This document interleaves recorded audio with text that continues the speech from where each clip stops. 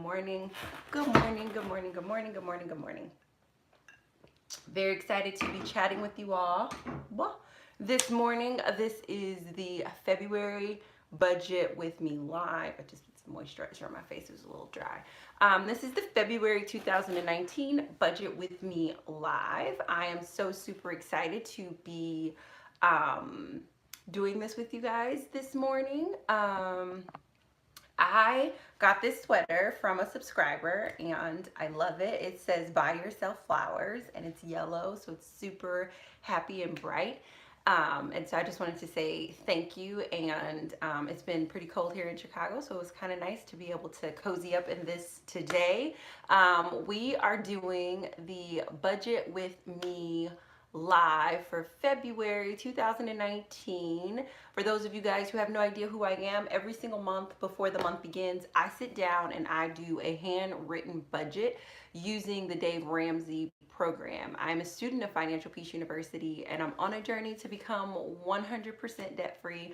My current debt is nearly $200,000. I'm on baby step number 2 to repay all of my debts, and my income last month was right around $9,000, and I work for myself in my own company part-time. So in this particular video, we are going to be going over my entire budget with real numbers for February 2019. So if you're interested in that, I highly encourage you to keep watching. I'm excited about this month. January, I know we still have a couple of days left in January. It has been a very interesting month, to say the least. So many things happened, so many good things, so many interesting things, so many things that I wasn't, like wholly prepared for, if I'm being completely honest. And I kind of want to make those adjustments in February, both financially and emotionally. And so I'm really excited about like going into February financially. I think big things to note, you guys know last month I paid off City Girl, which is super exciting, and I would love to say that my concentration for February is to pay off my IRS debt. But interestingly enough, and this is not something that I realized until I was trying to put more on my IRS debt, is that because the government has shut down, the money that I've sent to the government so far has not cleared. Now, it's not in my checking account, but it's also not showing up on the side where it shows that this amount has been paid. And I've sent over $1,200 for the month of January. And so before I send any more money, I'm gonna get that money cleared. And that's a little bit interesting because my first mind is to just be like, okay, I just want to get this IRS debt taken care of, but I don't know, if they're, sorry guys, I don't know if they're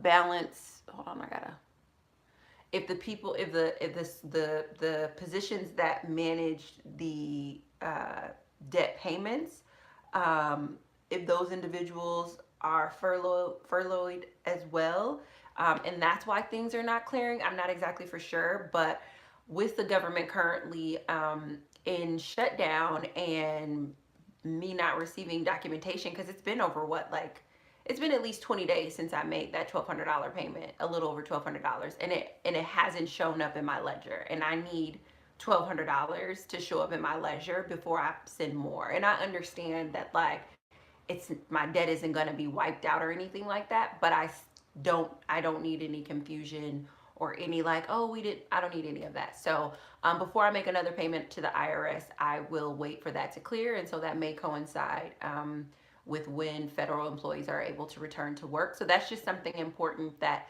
is going to affect my budget this month that I just wanted to, a high level overview, bring your attention to. Then also my student loans are active, but also my student loans are federally funded loans. And so originally I thought my student loans became active last month. They actually come active this month in February. But again, because of the shutdown in the federal government, I don't have a pending bill, because you know how they send you your bill in January, they'll send you your bill for February. So I didn't get a bill, so I called in, and they were just like, your hardship deferment has been extended, and yada yada yada. And so rather than correcting them and being like, no, no, no, I'm ready to pay that, I just was like, okay. And so I have a 90-day extension on that, which is super awesome, because that basically means for this first quarter, I can focus all of my disposable income towards eliminating all of my debts except for my student loans. Now, obviously, even though this seems like a super generous thing that they did, it's not incredibly generous because they are making over $800 a month on me keeping this loan. So I totally understand that aspect of it. And if I'm in position to make the payment, I will make the payment. But right now, I really want to focus on um, getting rid of these other debts so that way for the remainder of the year, the only debt payments I'm making is to my student loans. But it's just been kind of interesting how the federal government shutdown is impacting so many things, because I kept calling the IRS and I'm like, why are they not answering? This doesn't make any sense. But then I had to like rise above like thinking just about myself and remember that collectively the country is going through something. So I just thought that I'd note those two things because you'll see that when my numbers come. And then, yeah, I think that that's it. My income for this month is going to be $5,000. And so that is a decline from last month. And some of the decline just has to do with some of the money that I earned in the month of January before it became profit. It was reinvested back in the company. Many of you guys know that I launched a new product called the Money Mindset Manual, which I highly encourage you guys to go out and buy because it is a tool to support you in managing your money confidently, like moving from managing your money emotionally to managing your money confidently. And people have been really enjoying it. People have been giving me like incredible like reviews about it. I had no idea that you guys would love it so much. But all in all, it's the tool that I wish existed when I was starting this journey, so that way I would have a place to put my emotions, so that way I could truly focus on my dollars and cents, and be more aggressive. And I think one of the things that people are also really excited about with the Money Mindset Manual are the bonuses. So you get a financial self-care bonus, which for those of you guys who are on the financial self-care video, I was able to find it with the platform that recorded it. So that is live in your membership page, as well as the business finance Q&A. And with the business finance Q&A, you also get like an Excel spreadsheet template to support you in managing your business finances. So all of that is available to you, in addition to the 100+ page guide to help you, in restoring your financial dignity, earning more money, saving money, and getting out of debt. So I highly encourage you guys to get that, because I'm grateful for the amount of people that I've been able to serve with this resource, and it's available at www.staceyflowers.com. So yeah, so the drop in my income is, stabilization for me offering another product to the marketplace, and then also me managing the current products that are in the marketplace. Also, is an explanation for why there was a little bit of a drop in income. And then I also think that, I did not respond very well to earning $9,000 last month. And so I think that some of that is reflected as well in what's happening here this month. And so I'm going to do everything that I can to make sure, just one second, let me put this on the charger. I'm going to do everything that I can to make sure my income stabilizes. I don't think that my income will ever drop below 5,000 just because of the way my business systems are set up. But I do want it to be the case that if my income goes to where I want it to go, which is 10K or more a month, that I don't emotionally have a freak out that then turns into sabotage, that then reduces my income significantly, because obviously that negatively impacts my desire to repay 100% of my debts. So when I'm thinking about the month of February, what is my intention for the month of February? My intention for the month of February is to focus on my debt snowball. Although I anticipate $5,000 in net income coming in this month, I am going to do some additional things in terms of like, I'm going to do some additional things to try to bring in extra money this month. For those of you guys who are just now following me, you may not know, but the way that I run my business is that the month that I earn is not the month that I pay myself. Like, I'm always paying myself from the previous month's earnings. And so either I'm going to allow myself to pay myself out of this month of earning, or I am going to just do what I need to do to make my earnings in March much more significant, because my intention is to focus on paying my debt snowball. And with me not prioritizing my student loans and me not prioritizing my IRS debt, the 3 debts that are remaining that I would love to get paid off, but obviously my income doesn't support that, but I would love to still get them paid off, is my medical bill 1, which is $1,200.39 is left on that. Then my medical bill 2, which is the newest medical bill that was added, is $1,128.95. And then I also have BCD, which is a business debt that's left over.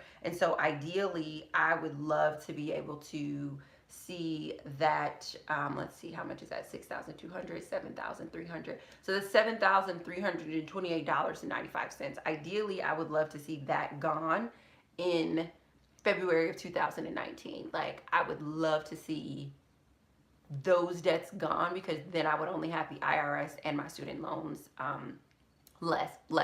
So potentially, depending on what the earning is that or the income that I make for February, and me talking to my accountant, this may be 1 month where I allow myself to pay myself within the month, just because my intention and my focus really is to focus on my debt snowball and getting these numbers gone. And I understand that paying myself after the month has cleared is certainly supportive from just like a security place of me knowing that all the dollars and cents have cleared. But I was talking to my accountant, and she just was like, if that's something that you want to do, just to be a little bit more aggressive in this first quarter, so long as you are paying your taxes properly, there's really no issue with us doing that. So I may issue myself 2 payments in February if my income supports that, just so I can eliminate those 3 debts, so that way, going into March, we just have the IRS to eliminate, and then following,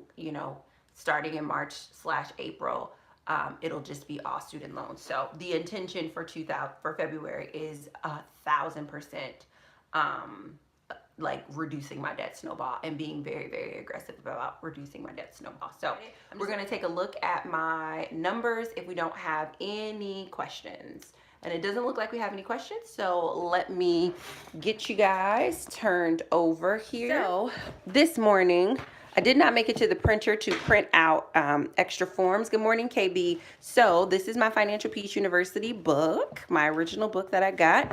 And in the back of his awesome book, he does have a copy of all of the forms. So I'm going to not write it in the form, but I'm going to write it next to the form because I don't actually want to write in the pages of this book just yet.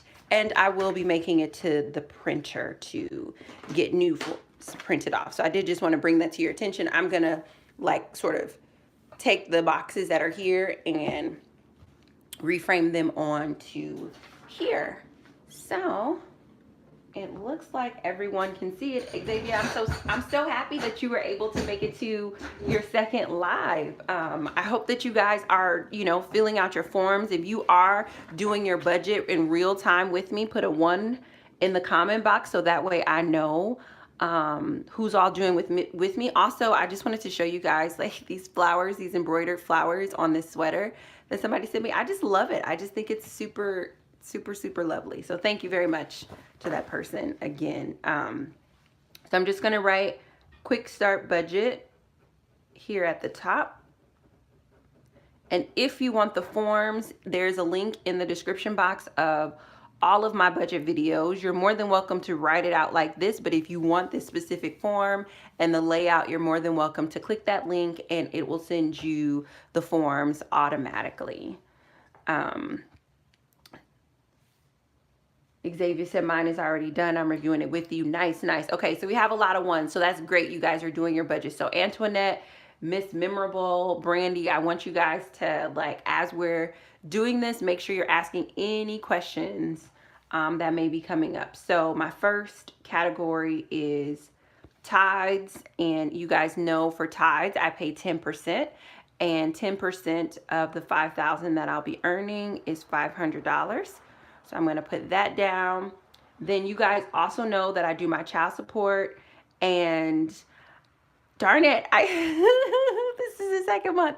Okay, so commission and iTunes is no longer here anymore because you know that my son has to earn that now, but you guys saw that I was about to make that slash. So let me just turn that into child support. It's no longer in here. My son has to earn money that I send to him, but my child support is 10% of my income. So I'm gonna put that in at 500. That still just burns me up, guys. I still just burns me up. Okay, so that is that category. Now we come down to savings. You guys know that my emergency fund is fully funded. But something to look forward to in the budget report card is I did create new sinking funds. I won't be filling them up this month just because my income is much lower in terms of me filling it up, and I really want to focus on my debt snowball. But I just do want to let you guys know that like after this month moving forward, I will have additional savings that I do. But my emergency fund is fully funded at $1,000.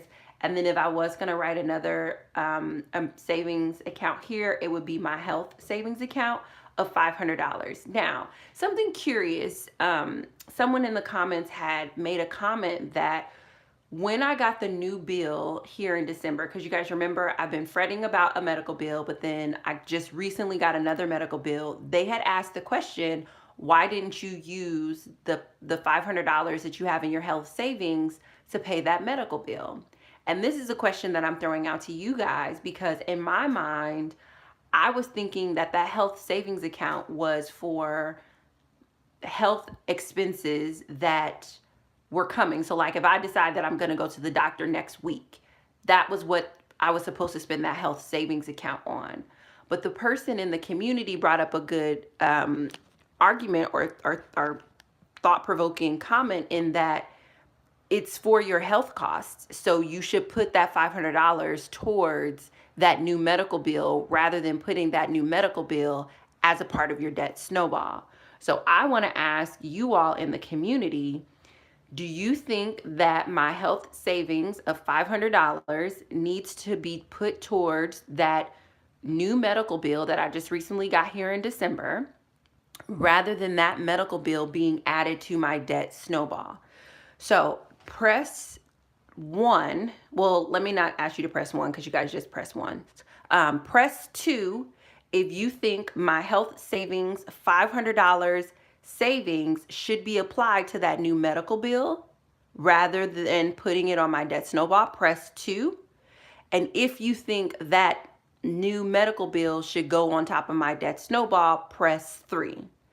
And if you have time to write it out, I would love for you guys to type in your rationale. And I'm genuinely just really curious as to what. Okay, so Miss Memorable said agreed. Apply it as needed. Either ooh, that's going fast. It's going fast. It applies as needed, planned or unplanned. Okay, all right. You could use it for either, but then you need to refund that sinking fund. Right, correct. I knock it out as a debt and hang on to the medical fund, said Stacey. Clay Joe, how much is the medical bill? Glad you asked, Clay. I wrote down my debts here. So the total new medical bill, I don't know if you guys can see that because it's green, is $1,128.95. My other medical bill is $1,239. Okay. Yeah, I thought this was very thought-provoking. I'm glad you guys see that way too. Xavier, I think you can totally use it what you can off the health savings account for the bill and save enough on the card for your copay amount. Xavier, can you type that out a little bit again? I don't understand what you're saying there. KB said, I think it depends on how much the bill is. Basically use my flex spending account for both. Okay. All right. So majority of you guys are saying 2. Tony Cardinelli, you said, you gave me a 3. You said no, put it on the debt snowball. I would, if you could just share your rationale, because I really want to just learn, you know. Same thing with you, Secret 413. But it looks like we definitely have mostly 2s in here. KB said, I'm a 2 if it isn't too much. So the total bill is $1,128.95. And that's how much I was able to get it down to. If your income is low, you can donate time instead of money for tithes, or do some money and some time, and 3 on medical. Amanda Marie Mullins, I have just a personal commitment to pay my tithes via money, but I appreciate your suggestion. Cat Slave, Sharon, Frazier, Larisha, if you guys can share your rationale, I would really appreciate it. 2, because no more debt. Yes. Use towards debt because you shouldn't create more debt. Okay, I like that. 3, if you can't pay it out of the extra income. Okay. 3, because having the savings is security to know you can get medical care. And it's true, it is security to know I could get medical care. But I was thinking about, like, let's just say, because you guys know that I've been healing an ulcer. Let's just say, God forbid, something happened and I did need to go to the doctor for the ulcer. That would be an emergency, right? Or, I mean, originally, if my health savings is at 0, I would automatically go to my emergency to be able to take care of that. But if obviously if there was 500 in my health savings, I would just use that. That's why, I mean, my first mind was the health savings account was for medical expenses moving forward, not medical expenses I already incurred. So I'm just looking for some clarity. Michelle Williams, yep, apply it. I would use it for upcoming medical costs, not previous charges. Apply it to medical bill 2. Put it towards the oldest medical bill and start knocking that one out now. Well, even though that one's older, they're all from the same 2 appointments. They're just, some is from labs and some is from the doctor's office. So the first medical bill is all the labs that came in first, and then the second one is from me actually paying the doctor's office, like the physician who saw me. So that's, but they're all from the same dates of service. There were 2 dates of service. So they're not technically, one is an older, one just really took a long time to get here. Use it to get it off your list, then rebuild. That's what you have the 500 in that category for, right, Lois? Candace, I think it washes out either way. So if 3 makes you more comfortable, go with that. I don't really have any discomfort around it either way. This isn't terribly emotional for me. I just want to know what is the best, better practice. Does the interest get charged against it? No, there's no interest on the medical bills.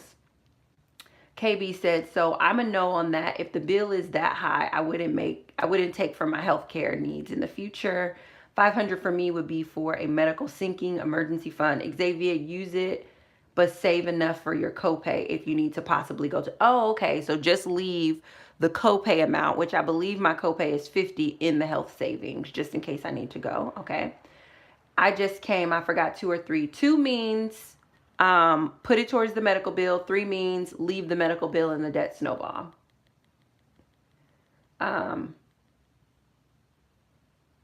Stacey, can you do a mock budget with a bi-weekly sheet?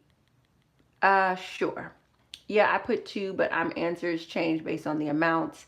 I would go with 3. I thought the medical fund is needed for anything you need to walk in for current care. Yeah, that was originally, that's what I'm saying. That was my original first mind, but when the subscriber had made that comment, I was like, oh, maybe I'm just not thinking about this properly. Due to the amount 3. That's very interesting. So many people are saying leave it in the debt snowball because of the amount, which is interesting. It can be either, just as long as you repay the sinking fund. Okay.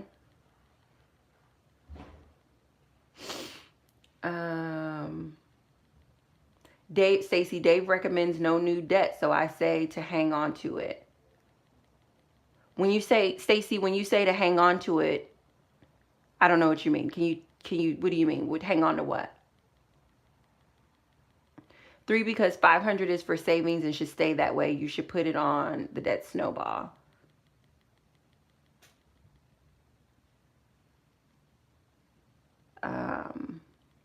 All right, so I'm seeing the explanations. Can you guys do one more vote again now that you guys heard a couple of the explanations and you see the amount? If I'm going to use my health savings account to put towards the debt, press 2. If I'm going to leave it on the debt snowball, press 3.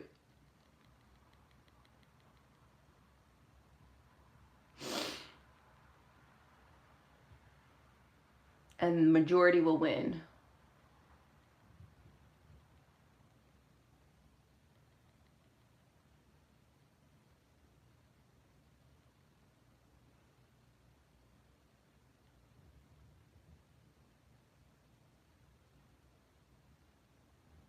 You guys are so funny. Changing mine to 3.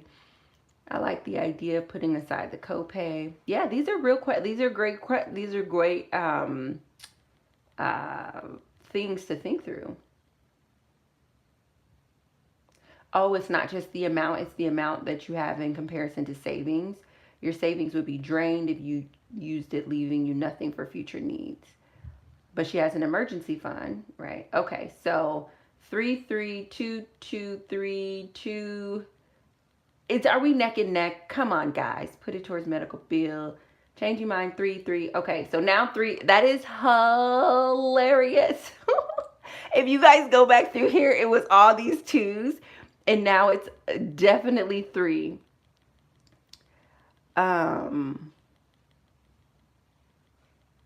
It's definitely, that is hilarious. Oh my goodness. Okay. 3, 3, 3. Okay, so all right, so based on you guys having all the information and doing all the calculation, 3s are definitely the winner. So that means it's going to remain in my debt snowball. All right. Thank you so much for your support on that. Thank you, thank you, thank you. T. Gooding said the boat looks 50-50. I would say whatever helps you sleep at night. Yeah, I don't actually lose sleep over this one. And I think I don't lose sleep over it because it's nowhere near collections. It's not, I don't feel bad for the medical cert. Like I'm truly non-emotional about this particular debt. Now, if we were talking about a different one, I would be like, come on, guys, please. But yeah, I don't really have any emotion about it. Okay. So we're going to move past savings, and now we're on to housing. And so my rent is $845. Is that right? Yeah, $845. My renter's insurance is $575. Then we're going to go to my utilities, and my electric is $25. My gas is $25. I don't pay water, but this is here I put second gas. And you guys remember that like my second gas is $5.75 is my renter's insurance, not $500. I'm sorry. She said, wow, that's high. No. $5.75, not $500. Yeah. My second gas, if you guys will remember, my second gas is based on the, I pay a percentage. Okay. So I live in an apartment building, and I pay a percentage of the gas used for cooking from the whole apartment. And so this past month in January, I budgeted $25, but I actually wound up owing $29.82, so almost $30 for the month of January. This could be because it was colder, it could be because it was January, but whatever, the amount went up. So rather than budgeting 25 that I normally do here, I'm gonna budget 30. And there's no way for me to do a budget plan for this to make this number consistent, because it's truly based on the average usage that everybody uses in the building per month. But because my bill was the $4 and change more than what I had planned for last month, I'd rather have more in the account to pay this than plan for less and be going over. So that's why that number is increasing to 30. And then my cell phone is $35.82. So many people ask me what my cell phone provider is. It is Virgin Mobile. It is a prepaid phone. And then internet and cable. I don't have cable, and internet is a business expense for me. All right, guys, now we're coming over to groceries, and let me tell you something. I am hungry. I am so hungry all the time. Like, I am so hungry. I don't even know what to tell you about my grocery budget. Like, exercising and eating on a lean grocery budget is not a thing. I Like, it is not enough food. It is not enough food. I am hungry. Like, hungry. I don't know what my budget needs to be, and I don't know if I need to change the food that I'm eating. I don't know. But what I do know is that I am hungry, and this isn't going to be enough. Not for the workout that I'm doing. And I see my trainer 3 times a week. And then next month, my trainer challenged me to come the 2 days on my off day on my own. And like, you guys are going to see this in the budget report card, but like, I would be so hungry. Like, there were a couple of times that like I actually ate out because I was like so hungry, and I kept getting this penne pasta from this restaurant that's near my house. And I was just like, oh my gosh, this is so good. Oh my God, it's so good. But like, I would literally, like, you know how like you go to the gym and your muscles hurt? And so my muscles would hurt, but then I would be like cranky and irritable and irritated and stuff like that. And then I would get this pasta and I would be like the nicest, kindest person. And I was just like, I think I'm hungry. I think I'm irritated because I'm not eating enough. Like, it was just unbelievable. And mind you, this has only been 2 weeks because, I have my next grocery haul that's coming up, but those veggies were not enough for nobody's going to the gym at all. Not enough. So a couple of things that I'm doing. I am getting a protein powder. My friend is actually giving, he has a ton of protein powders, so he's giving me one of his protein powders. I did sort of like window shop protein powders, and they're kind of expensive. They're like $25 to $50.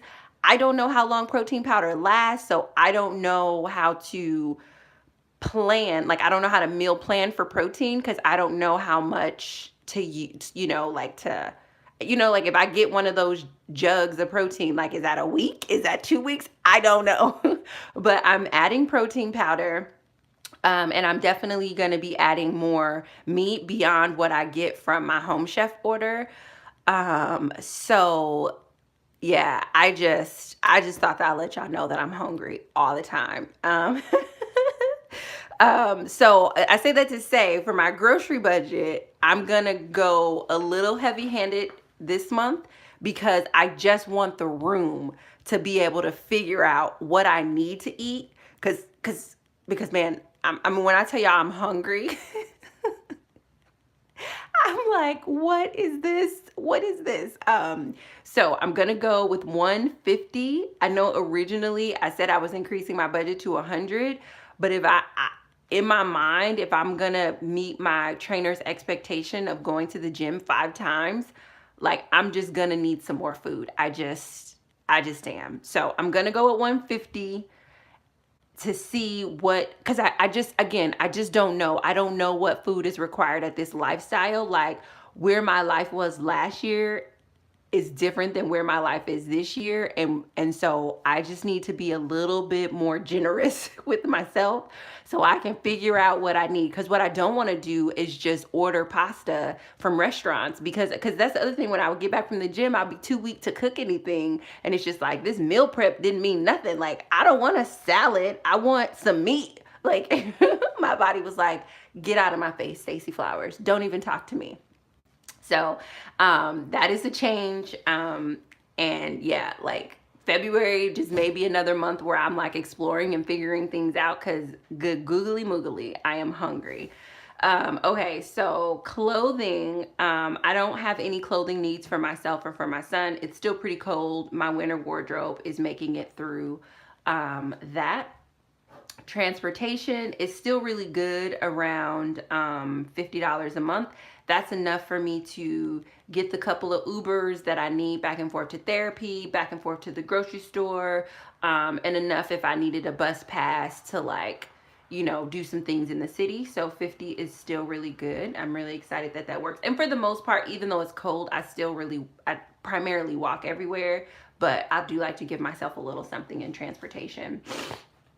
And then the last category that I have is some personal things. So for life insurance, you guys know that my life insurance is $10.44. That comes out on auto draft. That's why I'm hesitant with that number, but 1044. My health coverage is 150.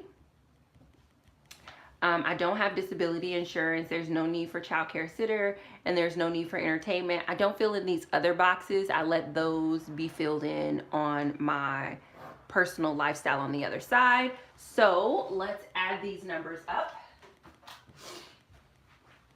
And let's see what my quick start budget is here. 500 plus 500 plus 845 plus 575 plus 25 plus 25 plus 30 plus 35.82 plus 150 plus 50 plus 10.44 plus 150. Okay. So this is $2,327.01. And I'm just going to add it up one more time just to make sure. 500, oops. 500 plus 500.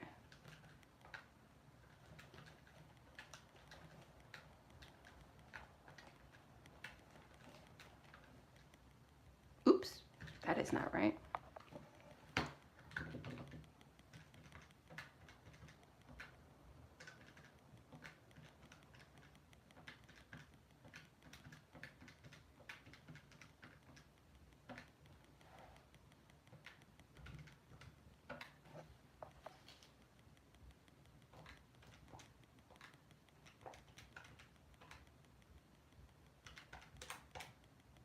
All right, yes, so $2,327.01. So I'm just going to double look at your questions and stuff here before we move on to the next form to give you guys a little bit of time. And remember, the quick start budget is the budget that helps you take a look at like what you need for your four walls, sort of your basic necessities, like what is the bare minimum that you need to earn in the month to just make it through the month. Essentially, like what do your needs look like? So I'm just going to take a look at your, oh, you guys are laughing at me saying that I'm hungry. Yes. Oh, man. Yes, hungry, hungry, hungry. Laugh out loud. Yeah, you're expending more energy. You need it. Yeah, like, and I think because like I walk so much and like, you know, I'm like, oh, exercising won't be that much. Please, please. Like I'm learning a lot. Like I'm not like, I have friends who love the gym and call themselves like gym rats and stuff like that.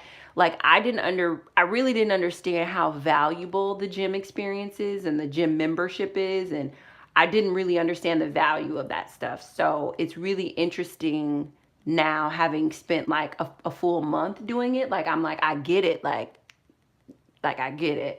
So yeah, protein perhaps. Yeah, so my friend is going to give me a container of protein powder. Yeah, agree, protein shakes. I mean, in general, he wasn't, I mean, I was telling him a little bit about what I was doing and he wasn't really, for the most part, they're just excited that I eat so healthy. They weren't necessarily concerned about like the lack of calories or anything like that. So I don't have a nutritional component to my training experience because based on my general assessment, when they did like the initial assessment of coming in and we talked about like the food and stuff that I ate, I already had good habits in that area. So they're not making any modifications in that space. I mean, I probably could ask my trainer what he recommends, but that just wasn't a part of, I guess, quote unquote, the package that I got. But yeah, definitely getting some protein powder. I guess my only concern with the protein powder is I just want to make sure it's just protein powder and no soy stuff in it. Because I know a lot of things when it's like made into powders, I don't know why they put soy in everything. Yeah.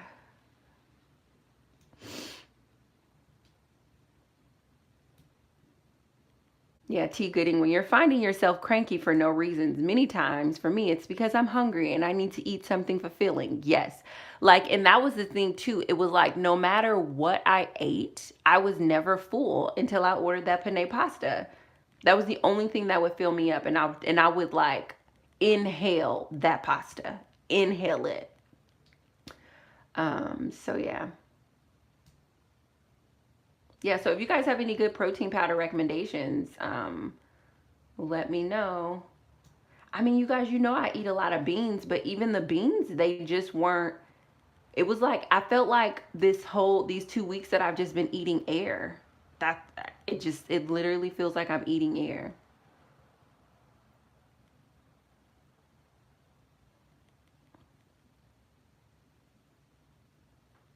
Like that's how unfulfilling it is. Um,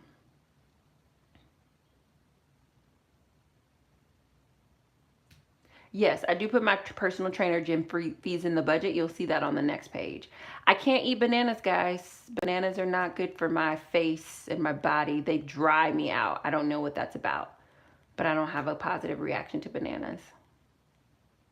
Yeah, KG 65.59. My food budget was going to be $100, but I'm hungry a lot. And so I'm increasing it to 150 because I need to figure out what I need to eat in a month in order to make this lifestyle change. And increasing it to 100 so far hasn't been enough. Yeah, so far hasn't been enough. Okay, so this is our quick start budget. Now we are going to go to our next budget form. And the reason this is in here is just because, again, guys, I'm using my original Dave Ramsey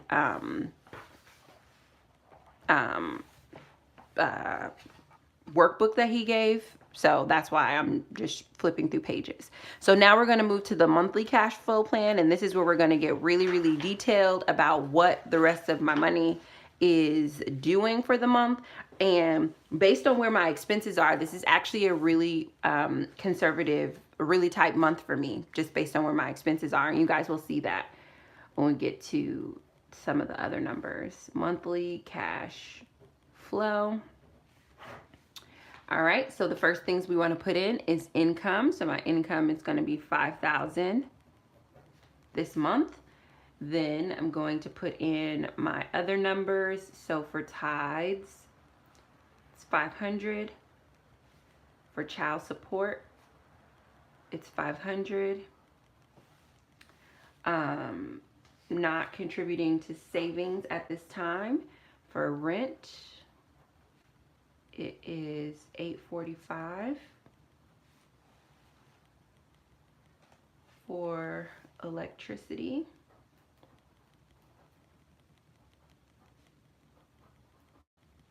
it's $25. For gas 1, it's $25. For gas 2, it's $30. For phone, it's $35.82. For grocery, I'm trying to keep this on one page, so it's gonna look a little different, but I'm still taking the numbers from here.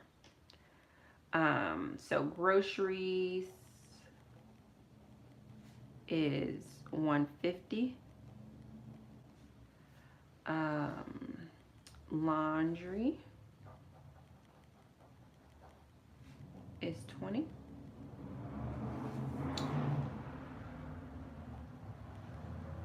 Transportation is $50.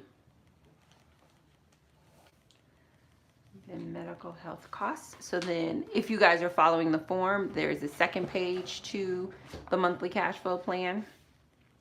So then I'm coming to my insurances, and my life insurance is $10.44. My health coverage is $150. My renter's insurance is $575. Okay. So now we're gonna look through my personal area here. But you guys know my priority is my debt. So actually what I'm gonna do is I'm gonna do debts here, and then I'm gonna do personal here. So personal expenses that I already know are coming out just because they're on auto draft are my personal trainer. So we know that's coming out, and that is $400.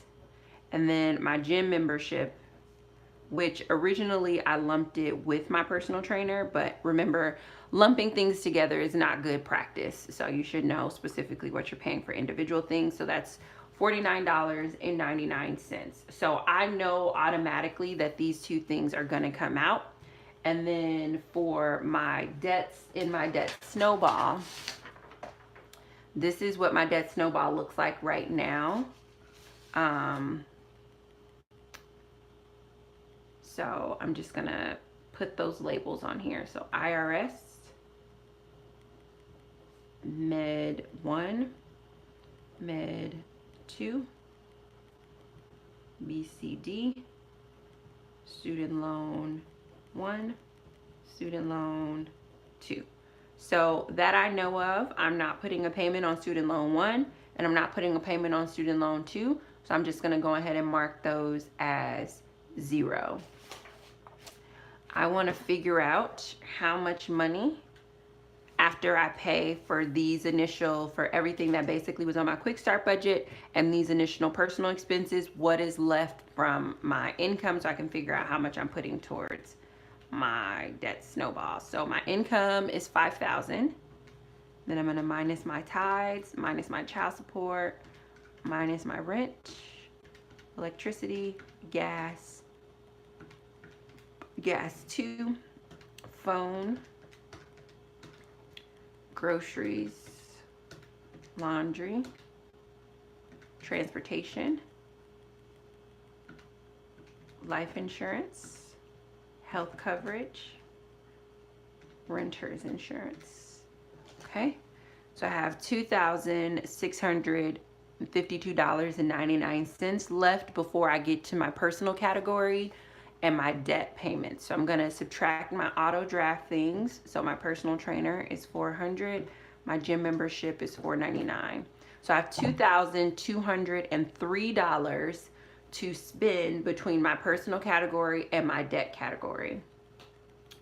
And this month, one of the things that I wanted to do for my personal category was to do the bulk order for my personal hygiene things. Back in, I want to say September, someone gifted me a bulk order of personal hygiene things. And so that was September, October, November, December, January. And I didn't have personal hygiene needs for 5 months. And it literally, I mean, I had needs, but I didn't have personal hygiene costs for 5 months. And it's literally been the best thing ever, like just bulk purchasing those. And as a matter of fact, if I could start my journey all over again, I would definitely purchase my personal hygiene items in bulk, because it really, really does cut down on the debt journey fatigue that you experience. So that's one thing that I wanted to come out of my personal, was my bulk order for personal hygiene. But I kind of want to go over these other categories too, just so you guys can kind of, I can think through my personal area. Looking at this number right here, in my mind, what I'm imagining I'm going to do is maybe put $203 into my personal and at least put $2,000 towards my debt. At the very least. I may put more, but I want to go through this personal category just to see where I'm at. After that. So don't have child care sitter, the toiletries, cosmetics, and hair care. That would be that bulk personal hygiene per order that I would do. No education, tuition, no books and supplies. Child support is already out. The subscriptions would be personal trainer and gym. That's already calculated over there. February, I don't have any gifts. I know Valentine's Day is in February. And then I have a friend who has a birthday. She was actually born on leap year. But I'll just send her a card from my stationery. So I don't have any gifts that I'm anticipating in February. I don't have any replacement furniture needs. And then pocket money for myself. That could be something potentially that I do, is pocket money. So I'm just going to put the titles for things that I may want to do. Pocket money, personal hygiene. No baby supplies, no pet supplies, no music technology, no miscellaneous, no others. So I'm just going to grab my old budget really quick just to make sure I'm not forgetting any personal categories. Oh, okay. So wages for my son, because you know he earns money now. He doesn't get commission.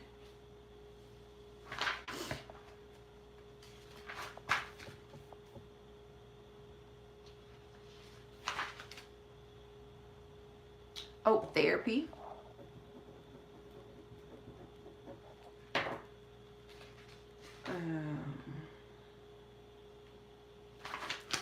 So we know therapy is $140.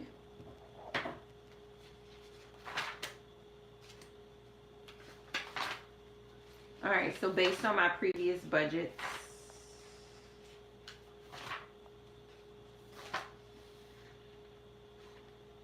based on my previous budget, those are the only other expenses that I would have. So if I subtract therapy, that brings me down to 2,063, which isn't a lot. And I really want to be pretty aggressive about what I'm doing for my debt payments. So the minimum payment that is due for medical bill 1 is $32.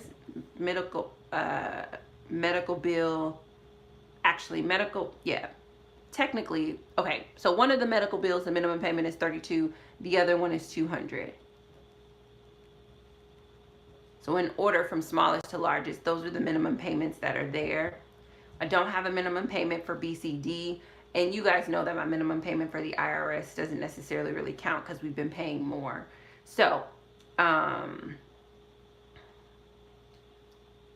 guess the big thing would be, and what I owe on the IRS is $1,867.64.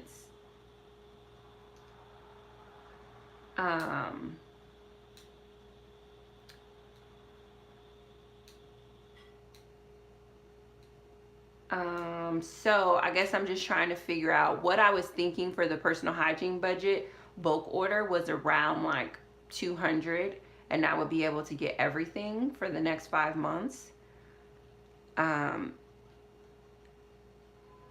If I tried to wait till March, what would happen is I would have to buy bits and pieces this month. Which would make it, which would be a waste of money in the long run. So I'm just gonna go ahead and do my personal hygiene budget bulk order for that at 200. Wages for my son. He didn't really work very hard this month to try to earn money. And it's funny because like I don't want to make him uncomfortable, right? Like, but I'm like talking to his dad and I'm like, we may have to make him a little bit more uncomfortable because he didn't even try to earn any money. Like when I say he did not try, he really did not try. So I'll just take that 63 to put towards his wages that he can earn. So this month he can earn up to $63. So we'll minus that. Then I'll give myself $20 pocket money.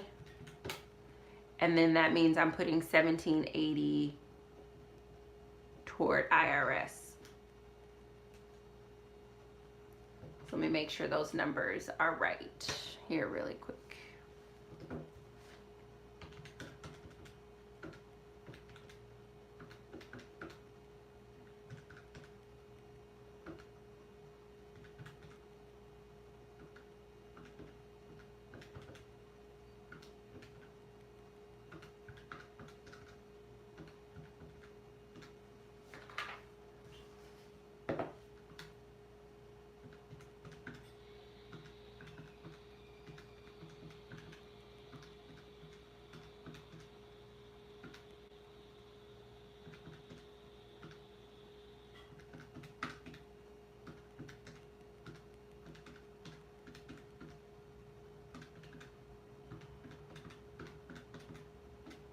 Oh, okay, so it's showing that I actually miscalculated somewhere. Some negative. There, okay, so let's try this again. 5,000 minus 500, minus 500, minus 845, minus 25, minus 25, minus 30, minus 35, 82, minus 150, minus 20, minus 50, minus 10, 44, minus 150, minus 5, 75, minus 400, minus 49.99, minus 20, minus 200, minus 63, minus 140, minus 1780. Okay. Yeah, so I miscalculated some kind of way, so I'm gonna have to take 200 from that. So that's 1580 that would be there, not 1780. So let's try it again. Minus 500, minus 500, minus.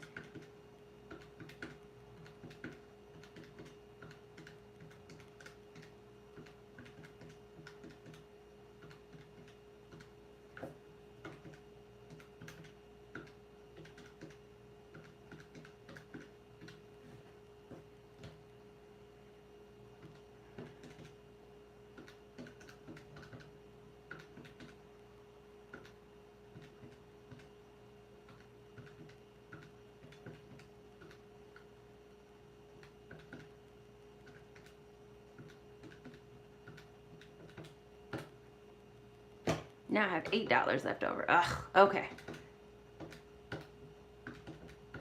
We're gonna find this money. And what you guys are seeing me do here is I'm just trying to get my budget to 0.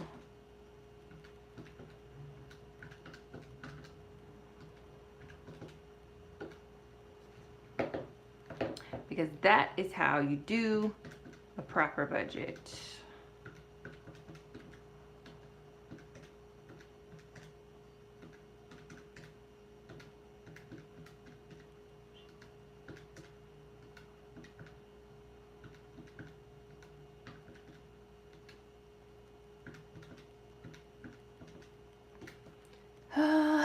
Still $32 over. Why is my math? Okay, it should be 1548 you said. Thank you very much. I appreciate it. We're just gonna cross that out. 1548. Thank you, math people who are awesome. There we go. You guys found it. Thank you very much. Stacey, I still do think that I'll be able to knock out the IRS. I mentioned at the top of the video, like with the shutdown and things just not clearing and showing up, it's not a major priority. Like, I'm not gonna just like ignore it, but it's also not a major priority. Like, it's a priority, but like I need the number that has been withdrawn from my checking account to show up on my balance is what I need to happen. So yeah, so that is my monthly cash flow. So my income minus my expenses equals 0. And again, you know, relative to last month, this is a much more conservative budget. But I'm still really excited that I'm putting, you know, over $1,700 towards my debt, which is an indication that my debt is still a very, very high priority for me. I think the biggest things that I just need to adjust to is really what my groceries are gonna look like. And then I'm also really happy that I'm gonna have that bulk order of my personal hygiene stuff. So super, super excited about it. I am gonna do a mock bi-weekly paycheck just to show you guys what it would be like if I got paid bi-weekly, because that's something that people have been saying that they have missed. So I'm just gonna review your comments while you guys take a look at these numbers and see if we have any questions.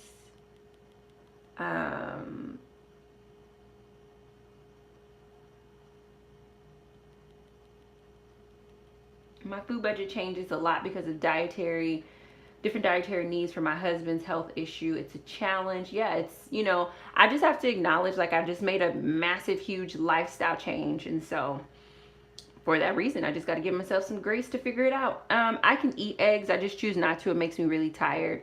Poultry in general makes me really tired. Beans are more carb than protein. They would not fill you up. They make you hungry. Yeah, nothing was satisfying. Absolutely nothing.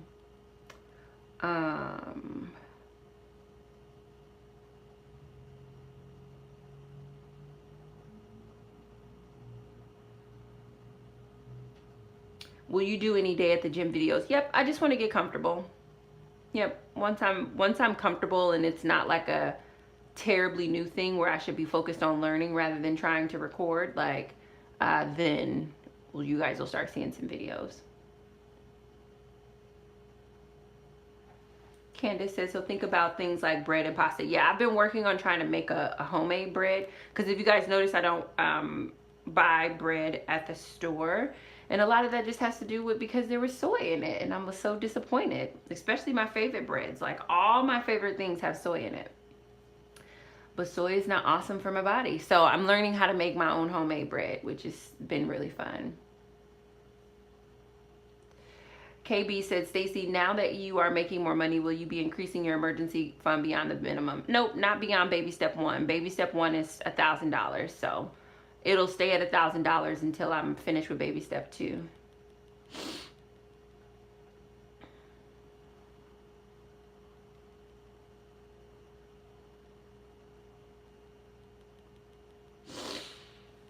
Yeah, like the gym experience, and it's super funny because in the money mindset manual I use like a bodybuilder as an example, and I'm like, yeah, his lifestyle and his values determine like his wants. And it's funny because I'm like eating my words in the sense that, like, yeah, you just made a massive lifestyle change. Like, yeah, you're a mom, yeah, you're an entrepreneur, but the bulk of your time is being spent at the gym now. And with that significant of a lifestyle change, you need to just be open to some adjustments that are going to need to be made.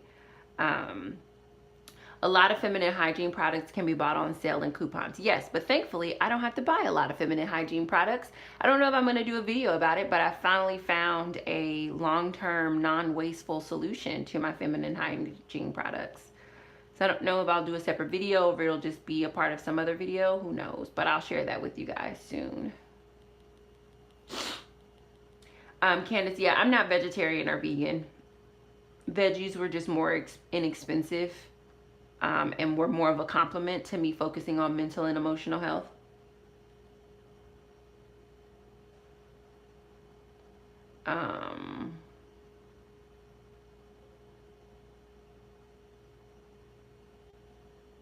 Okay, knock out the IRS next month. Yeah, what's your monthly?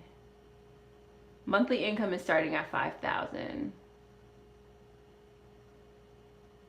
Oh, you said I forgot. Oh, you guys were responding to that. Okay, perfect. Nicole SK, it's 34% of your income. Okay, awesome. My debt payment this month will be 34% of my income, which still super awesome. Yeah, the idea, Virtuously Right, the idea was to not have any documents over here that had it, but as soon as I grab my binder, I just have to remember that in my binder, that information is there.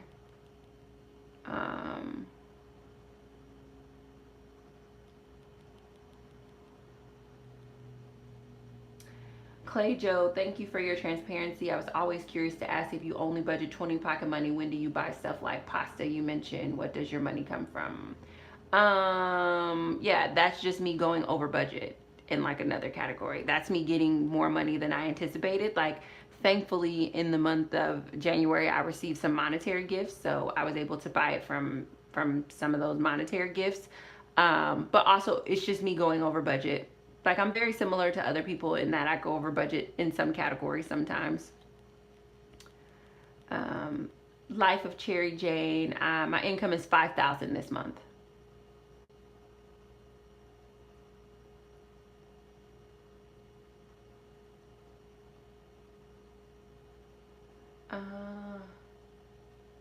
Ooh, found out that soy is causing inflammation in my esophagus. Yeah, it causes a lot of inflammation in you. Julie Carr, Stacey, if you could recommend one book to read, which one would it be? Louise L. Hay, You Can Heal Your Life. It's one of my favorite books.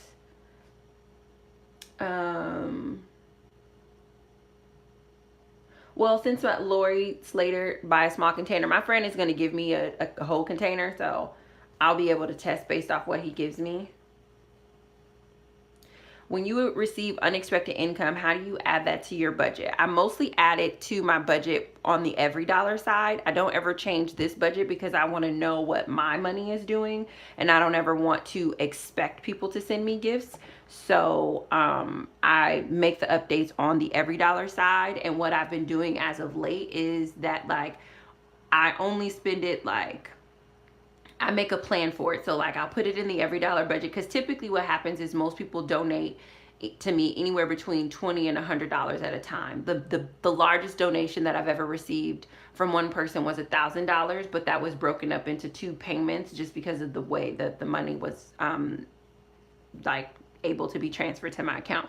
But typically people are giving $20 to $100, and so, like, if Monday through Friday people donated to me, like, you know, $275, like, I wait for it to be a large sum before I spend it. And some, like, unless somebody's like, spend this on this, like, somebody sent me $10 to get unique vegetables, so I haven't got those unique vegetables, but I plan to get the unique vegetables in this upcoming grocery haul.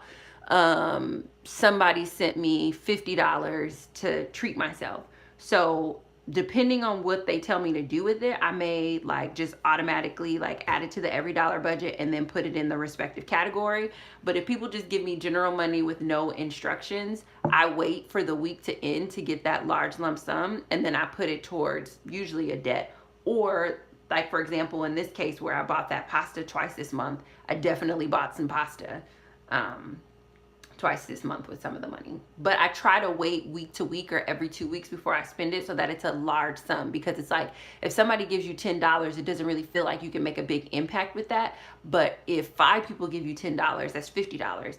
If, you know, 20 people give you $10, you know, it adds up really quickly. So I like seeing the bulk number and being able to put it somewhere. So you'll see, I think in December or November, I was able to put a bulk amount towards a coat. So rather than me having to get a really inexpensive coat, I was able to get the very specific coat that I wanted. So yeah.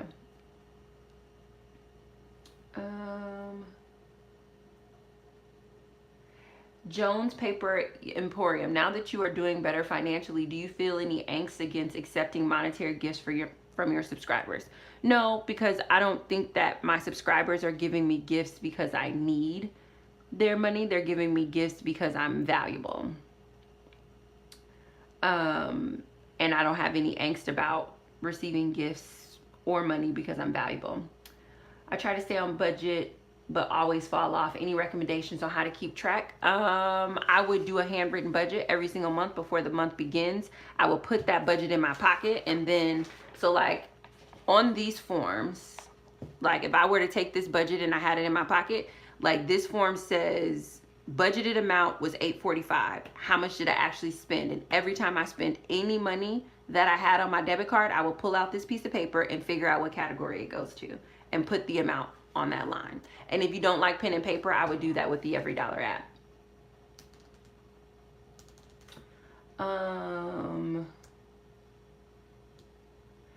VBB, can you provide advice on someone struggling to save $1,000? I would figure out emotionally what is stopping you from wanting to do it. I did some emotional clearing because I couldn't save for anything in this world, and I realized that I had a very big emotional issue with saving. So I would do the emotional work to figure out why you are not saving.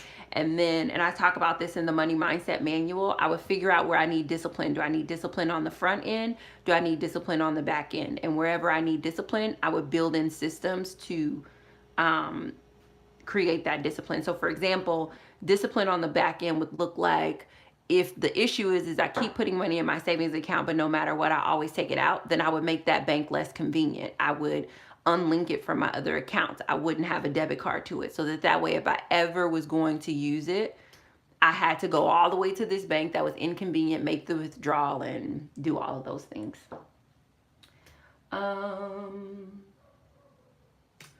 Andrea Flowers, what does Every Dollar budget? It's an app. It's called the Every Dollar app. My student loans were supposed to start in February, but because of the government shutdown, they don't. So, yeah, I was kind of surprised. Again, I know that I'm not necessarily really winning there because that's another $800 and some odd of interest that they're getting. But I'm going to take advantage of that while I try to get rid of these other debts.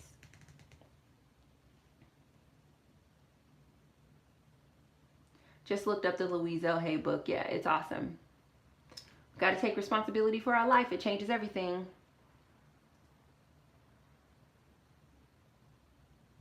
Jones Paper Emporium, just wondered and totally understand your answer. Oh yeah, absolutely. I could tell your tone wasn't to be snarky McSnark pants.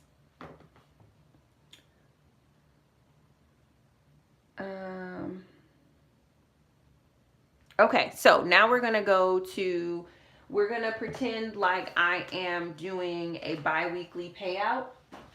And I'm going to show you guys what that would look like in allocated spending forms.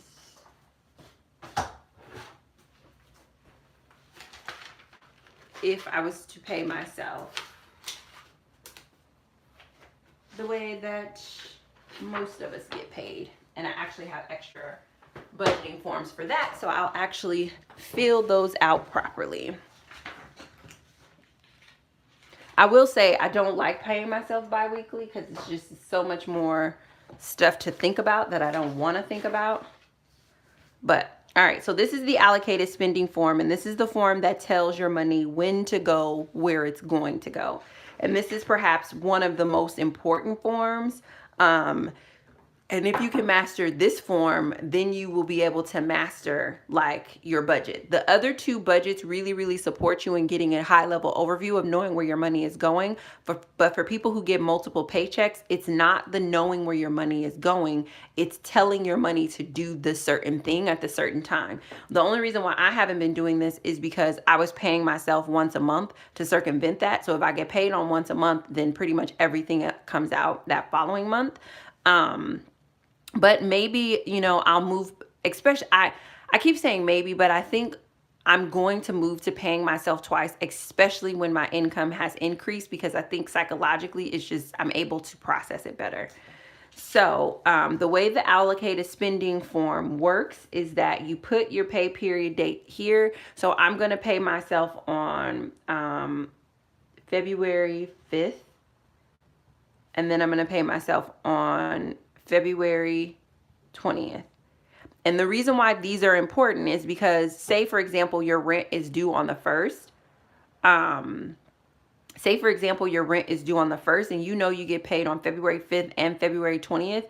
You shouldn't be trying to take your rent out of the first paycheck because your first paycheck doesn't come before your rent. So your rent should have actually always been coming out of this pay period. But that's not something you're able to visually see unless you're filling out the allocated spending form. Right? So then the next thing that you want to do is put in the income that you expect to get. So this month, my income is going to be $5,000. So you know what I'm going to do? I'm actually going to do this month. I'm going to pay myself like this. So I'm going to do $2,500 here. And then I'm going to give myself another $2,500 on the 20th. And moving forward, I think I'm going to do this because I do think that this will, because maybe this is the reason why I'm feeling so wobbly. I mean, no, it's just because the number is so much higher. Primarily 85% of it is because the number is so much higher, but maybe I would feel more secure if I actually did plot it this way. So Leanna Edwards, thanks so much for asking for a mock version of this. Thank you. So now I get to decide of what's on my monthly cash flow plan. What bills am I going to pay out of this first paycheck? And then what bills am I going to pay out of that second paycheck? And again, the date that you get paid is really important because it determines then when you need to allocate that money. So for me, my rent for February is already paid. I pay my rent in advance. So I don't have to worry about the first paycheck of the month being my rent check because it's already paid. Best practice for me is to always prioritize my tithes and child support. It just allows me to be able to feel like a super awesome, amazing, incredible, super fantastic human being. And I like feeling like that. So I'm going to pay my tithes of $500. And so the way that this form works is you have the amount that you're making up here. So I would put 2,500 in, then I would say minus 500, and then I would put that new remaining balance here. And so this number progressively goes down until it gets to 0. Then I also will pay my child support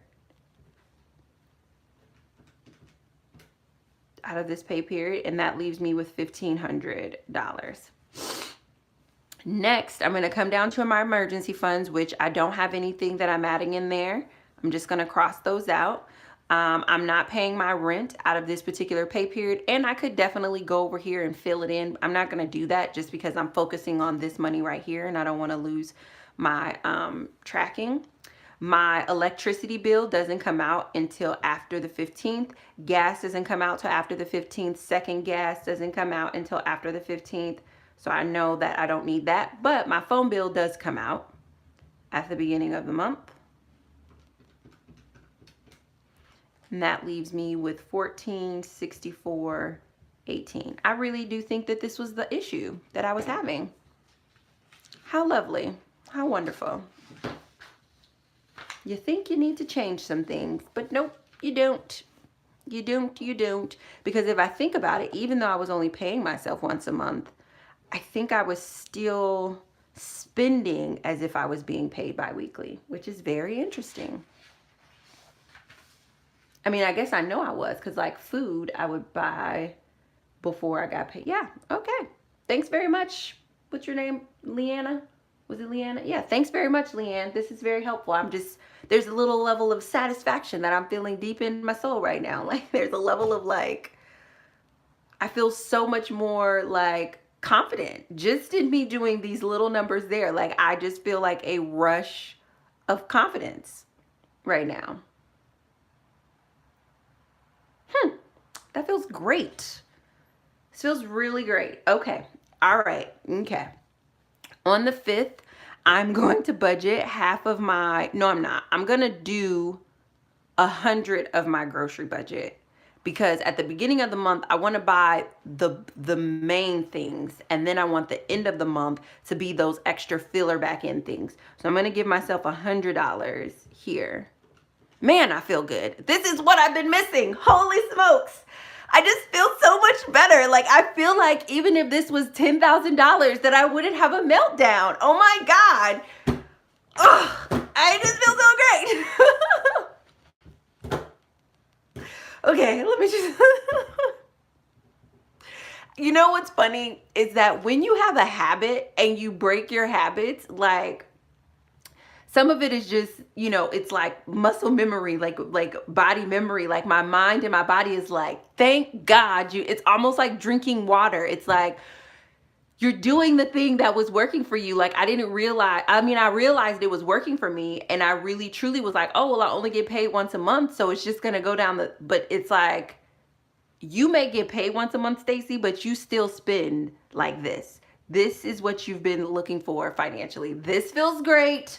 This feels amazing. This feels like I could have a $20,000 month and not have it, because I was like, what am I going to do with this $9,000 in my life? Like, I don't know what to do, but now I could just break it up and the numbers are smaller.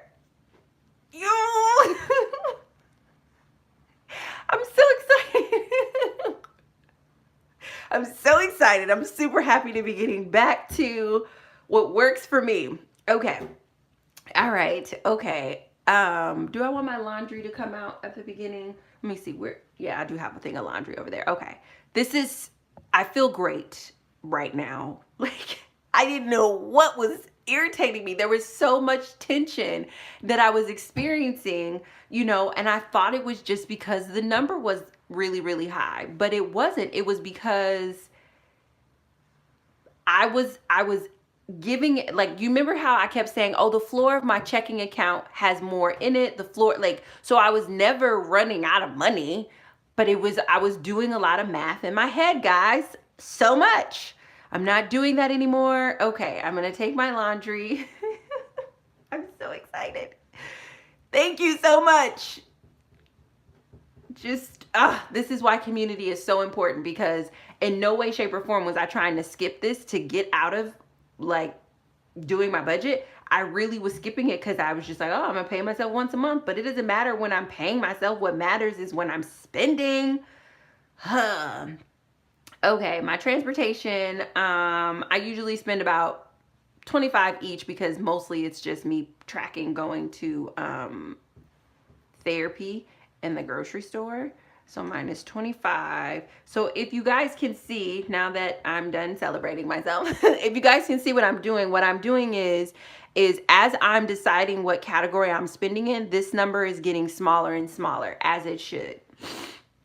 Because I'm literally tracking how I'm spending my money. When I get paid on the 5th, these are the things that are coming out. Child support is coming out, tithes are coming out, my cell phone bill is coming out, the bulk of my grocery budget is coming out, my laundry is gonna come out, my half of my transportation costs are gonna come out.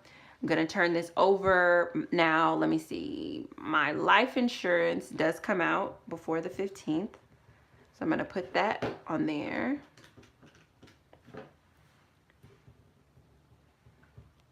I am so relaxed right now.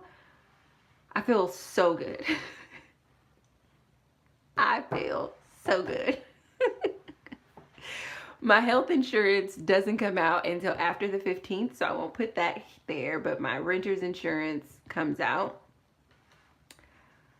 Whew.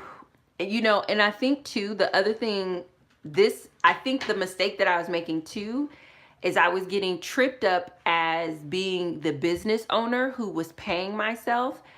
These are my personal finances. So I have to remember that no matter when my business pays me, how I manage my finances personally, like I had to divide myself a little bit there. Like, right? Like, I am a company paying myself, and I can still do that as a company. Like, oh, company is paying me once a month, but me, Stacey, is gonna spend bi-weekly. Like, I get that now. That was the other error. That's what I mean. You know, it's work. It's work running a company, because it's not just it's not just offering something of value. It's also like, it's truly different hats. Man. Mixed those babies up a little bit, didn't I? Yes, I did. Okay. Let's go into, okay, so I have $13.99 left. So do I want to, let me see, when does my personal training gym membership, I know that comes out at the end of the month, so I don't have to do that then. So I should probably do my other personal expenses this month, because rent and that is going to be coming out on the back end. Do I want to make a debt payment? So what you guys see me thinking through right now is I'm looking at my personal categories here, and then I have $1,300.99 left in my budget to spend for this first pay period, and I just want to figure out what of my debt payments and what of my personal expenses. By the way, somebody said, where's the water? By the way, it's right here. I haven't been sipping on it very much, but it's right here. I have it.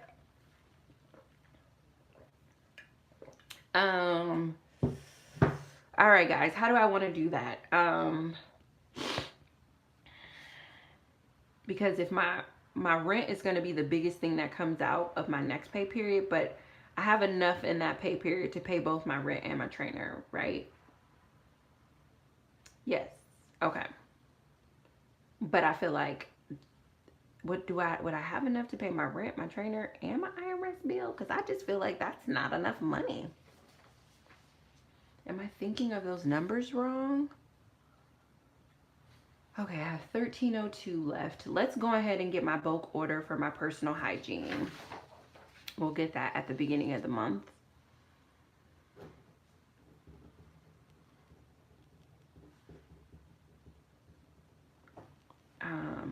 And that's $200. And then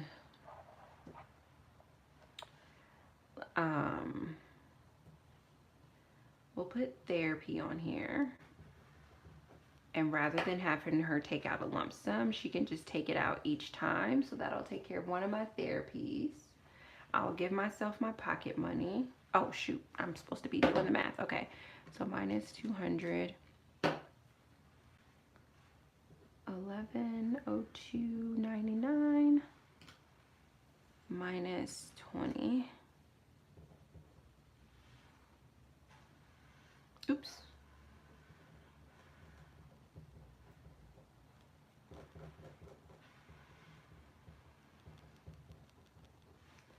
Minus 70.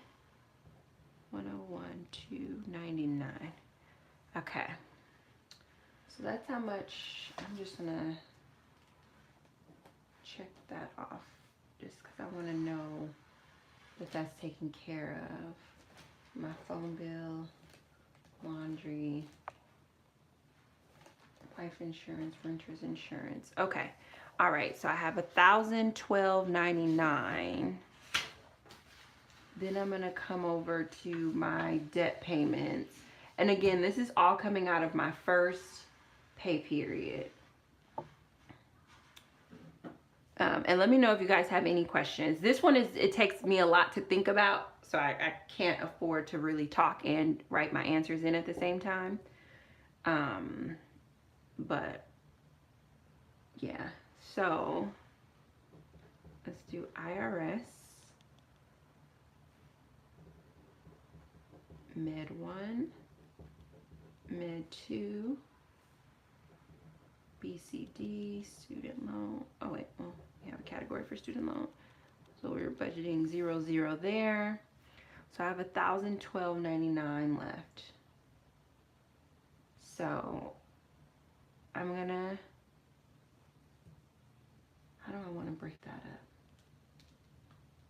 Because I get that I don't have to go down to 0. I can let some of that go over. How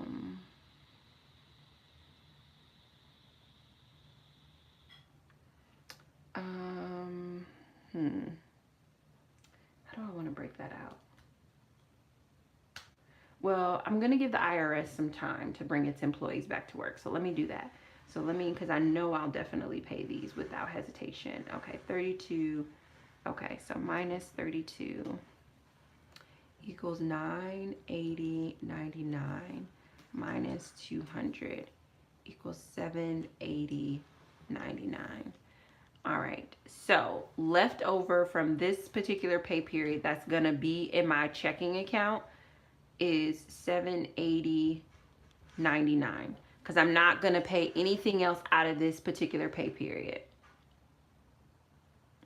I'm not gonna take anything else out of this pay period, so I'm gonna have a positive in my account of 780.99. And there used to be a subscriber who followed me, who was an accountant, who helped me to understand when I'm doing the allocated spending and I have a positive left over here, that this amount gets added to whatever I'm planning to pay myself here, so that way I'm calculating this budget with the right amount of money. So that means this 780 makes this amount here different. So I want to explain that a little bit just so you guys don't think that I'm double paying myself. So for my first pay period, and I skipped this second line just because it was super close together. And since I'm only paying my 12 selves twice, I wanted to just give it the space. That's all. But you could definitely use the second line. There's nothing wrong with that. But I want to go over my numbers with you guys here really quick so you can understand what I did with the allocated spending. For the first, I'm going to pay myself on February 5th. When I pay myself on February 5th, I'm going to pay myself $2,500. That's going to go into my checking account. I'm going to pay my tithes of $500. I'll have $2,000 left after that. Then I'm going to pay myself, pay my child support of $500. I'll have $1,500 left after that. I'm going to pay my cell phone bill of $35.82. I'll have $14.64 left over after that.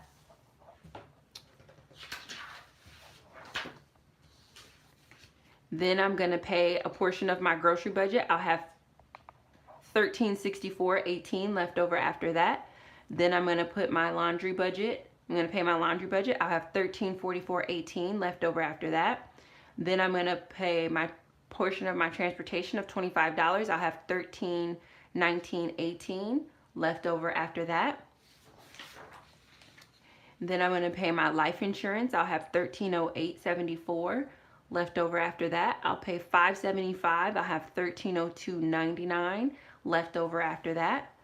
Then I'm going to pay my bulk personal hygiene order, and I'll have $1,102.99 left over after that.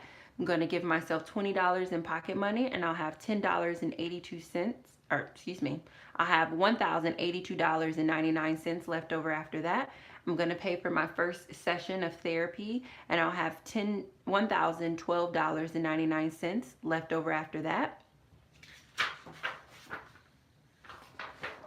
Then I'll come over to my debt payments, and I'll pay $32 towards my first medical bill, and I'll have $980.99 left over after that. Then I'll pay $200 towards my second medical bill, and I'll have $780.99 left over after that. And then I don't have any other things that I plan to take out of this month. So I will have in my checking account left over from this pay period $780.99.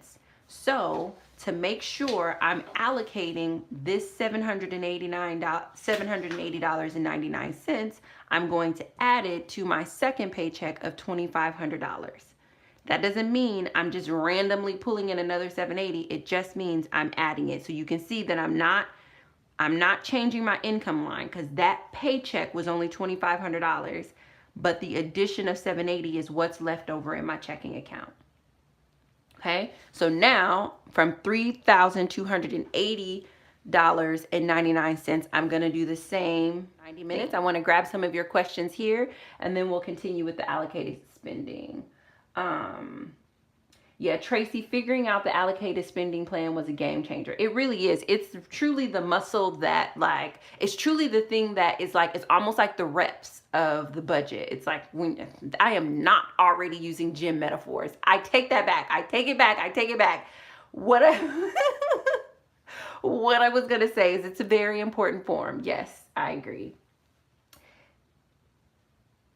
Nadia B, is YouTube the way you were able to increase your monthly income drastically from where you originally started?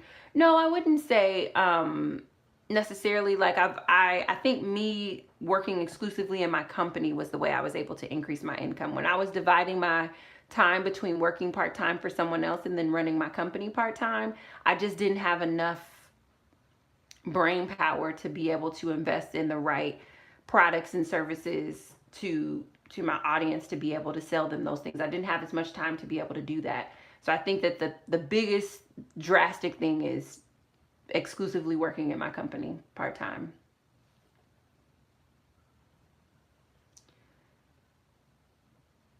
Virtuously Right, I started using these forms in November, December, then hubby lost his job, which basically put us back in survival mode. My motivation has been off ever since. Okay. Definitely use this to remotivate yourself in terms of reorganizing your finances. There is no better time than when you have a lower income to budget. That's the best time, because the numbers are so much easier and you're a lot less emotional. Leanne Edwards said, laugh out loud, you're welcome. I'm so happy that you suggested this mock thing, because I wouldn't have gotten back to it, because I didn't step away from it because I was like, I don't need this, I'm too good for this. I genuinely thought I didn't need it because I was paying myself once a month, but I was confusing my CEO mind with my personal finances, and my personal finances need this because I still was spending bi-weekly even though I was only paying myself once.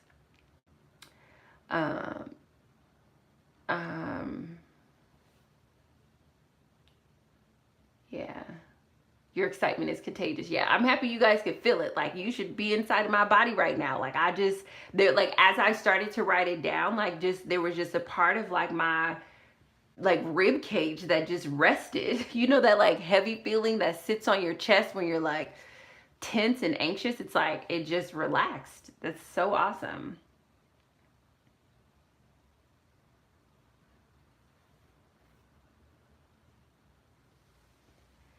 Yeah, Xavier said, kind of how you feel like you don't make much money and you get paid bi-weekly, then you start doing this form and you're like, what? Yes, exactly.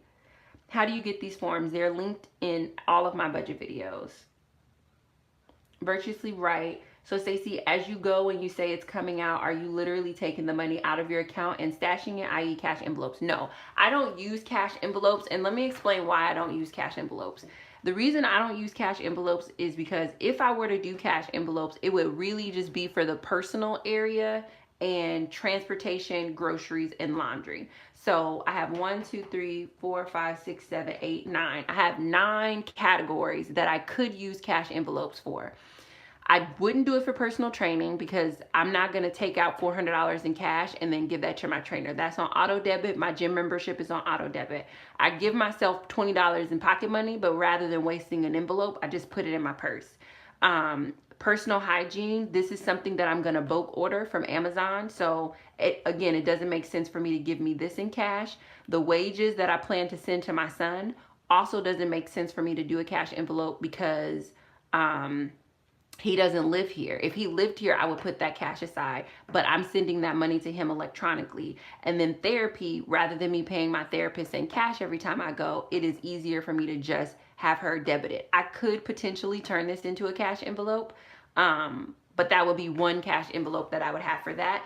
And then I do groceries via cash. So this is when I take out that $100, I will take out $100 cash and just do that for groceries. But when my grocery budget was $50, it was very easy to just debit up to $50 versus taking out $50. Like I didn't find that I was going over budget much. And then laundry is in cash because I get the coins and stuff. And then my transportation, most of my transportation is Uber. So it doesn't make sense for me to have that in cash. So just the way that my budget is set up, I don't have enough categories where I have money going out that would make sense for me to have cash envelopes. Now, if I did a personal hygiene budget every month, it would make sense for me to have a cash envelope for that. If I possibly, maybe now that my grocery budget is a little higher, it would make sense for me to have a cash envelope. Buttercup Bunny said, what do you use for cleaning products? Most of the cleaning products I make on my own, but I'm kind of also sort of lumping that into personal hygiene. So for the most part, the only cleaning products I use are dishwashing liquid. I use Dawn dish soap, and then I use vinegar. So when I do my personal hygiene shop, I'll get some more Dawn vinegar and I'll get some Dawn vinegar. I'll get some more Dawn dish soap and then I'll get more vinegar. But I just kind of make my own cleaning products with those 2 ingredients. And then the other personal hygiene things like my laundry soap and like bleach, like sometimes I may clean with bleach, but I consider that a part of my like laundry personal hygiene sort of category. So that is the reason I don't use cash envelopes, just because I don't have enough categories for cash to go into. But you're welcome to let me know what you use for cash envelopes and we can kind of talk through how you're feeling about what you're doing with your cash envelopes.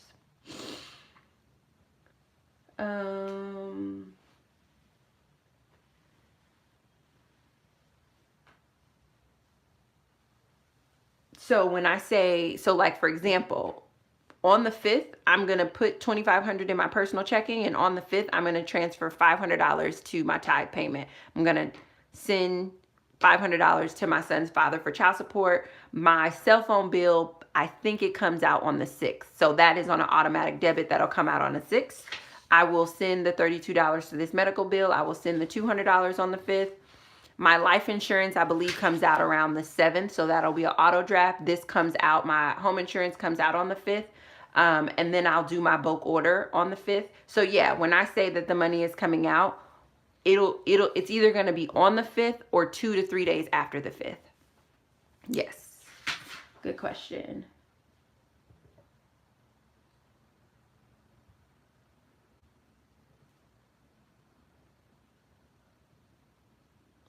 Terry Joyce, have to get to work, but wanted to hear just a bit. Stacey, you are so encouraging. Thank you so much. Absolutely love these videos. So authentic. Thank you. Xavier, I don't trust my mind to do the math either. We are in the same place. Stacey said, oh Lord, I hope this really works for you because it would create all kind of anxiety for me. I think it will, just the way that my body responded to separating it. I think that this is the thing that's been missing. And the angst that I've been feeling, that tension, has been that like literally I'm paying myself once a month as a business owner, but psychologically I'm spending still on a bi-weekly basis, which makes sense because that's a pretty tough habit to break, and I've been doing that for most of my life. Buttercup, how much do you spend on cleaning supplies each month? I don't do monthly. Like, this is the size of my this, and I bought this when I first moved in here. So I moved in here in May, and this is how much is can you see how much is in there? Like, this is how much is left. So I'm gonna buy another one of these. So this is gonna last me like 7-8 months. So I don't, cleaning supplies is like my lowest category. Also too, because I think I make my cleaning supplies as well. So it just doesn't cost me very much.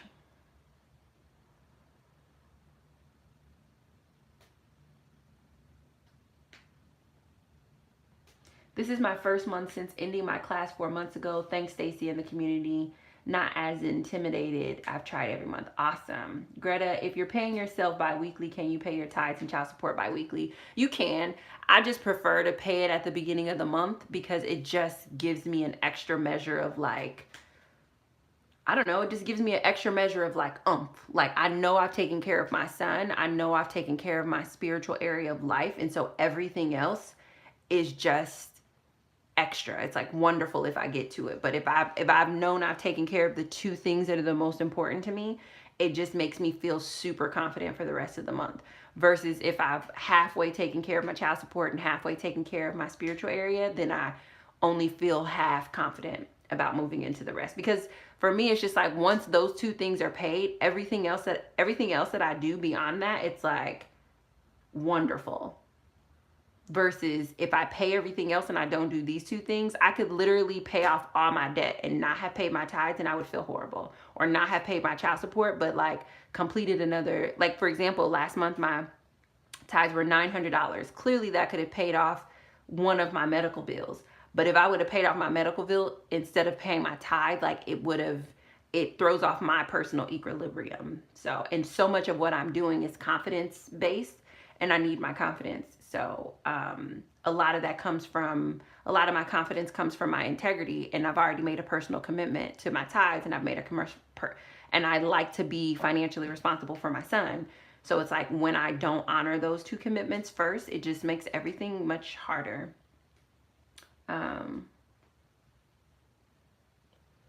Yeah, so thank you for explaining that it's okay to have monthly left over from pay period versus getting down to zero. Yes, because this doesn't need to be zero because, again, you don't always spend your money that way. Yep.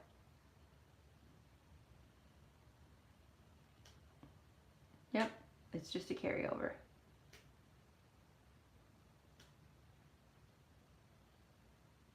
What do you guys think of the no spend months? I had planned to do that in January, lost my pup on the 8th and been downhill since.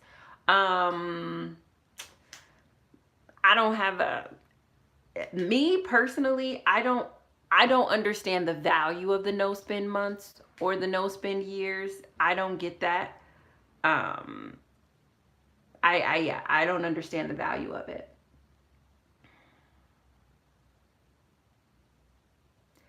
Yeah, I don't understand the value of it. And knowing myself personally, what would probably happen with the no spend month with me is that I would feel super like constrained, which would make me have a super dramatic response the following month. Like if I was like, I didn't spend anything for 6 months, you better believe on the 7th month, I'm gonna go ham. So that type of stuff just doesn't work for me. Like, I know myself well enough to know that that does not work for me. Like, and I'm assuming that the no spend month means that you do your budget with no extra spending money. And I just would be like, no, I can't, I couldn't do it. I couldn't imagine it. So, but maybe I'm misunderstanding it. But every time I see it, I'm like, I don't even understand this. I'm not even going to entertain this because I'm as conservative as I'm able to be in many categories. Just thinking about not spending any money for a year or for a month, I'm like, no. So anywho, now we're going to take my allocated spending, the $3,280.99, and we're going to allocate my second pay period. So I'm definitely going to pay my rent out of that. So for this income is my monthly paycheck plus my checking account carryover. I'm going to take out my rent. So then I have $2,435.99 left over. Then my electricity, my gas, my second gas.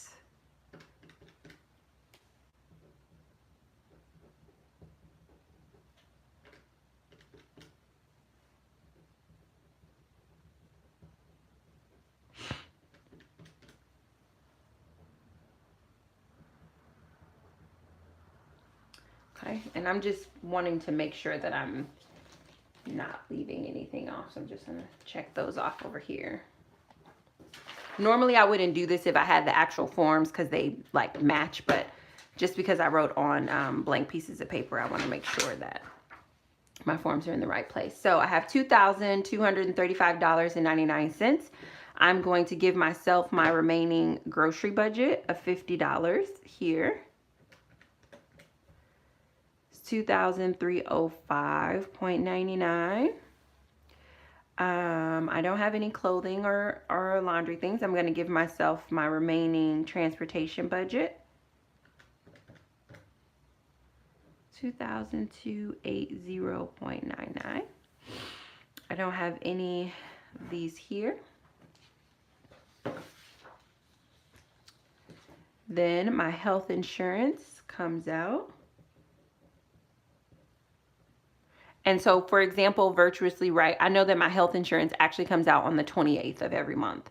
So even though I'm going to pay myself on the 20th, I'm leaving this in my checking account for that auto draft to take it out. So minus 150 here equals 2130.99. All right.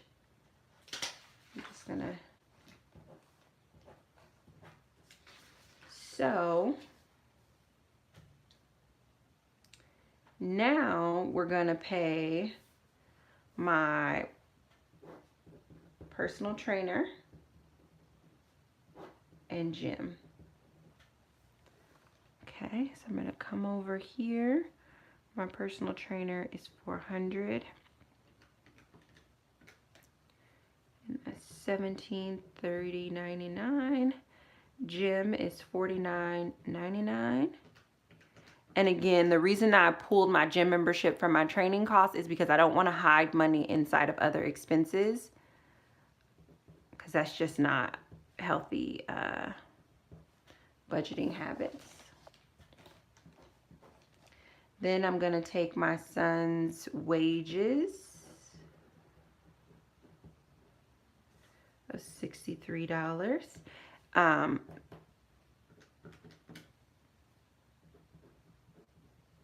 And if my son doesn't earn, rather than just putting this back in the budget, I think I'm just going to put this in his birthday sinking fund, which is something that I'm going to be talking to you guys about in some coming videos. But yeah, that's what I will do with that number if he doesn't try to earn this month. And then I have my second therapy cost. Oops. Goes $15.48. All right, perfect.